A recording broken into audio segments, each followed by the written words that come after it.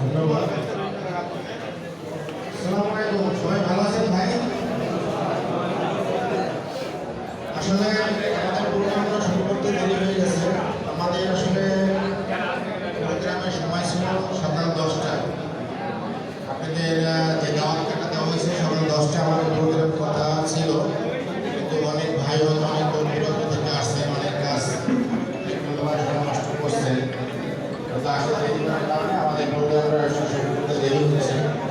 আসলে প্রোগ্রামটা তো শুধু আমাদের একজন ভাইয়ের জন্য না, যেহেতু আমাদের এখানে 200 ভাইয়ের আজকে এখানে দাওয়া দেওয়া হয়েছে।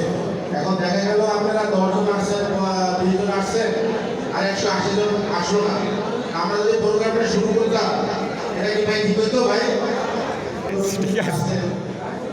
আপনি অনেক কাজ করে আসছেন, তো এই জন্য আমরা আপনাদের কৃতজ্ঞ। আমরা প্রোগ্রামটা বেশি দীর্ঘ করবো না, যেহেতু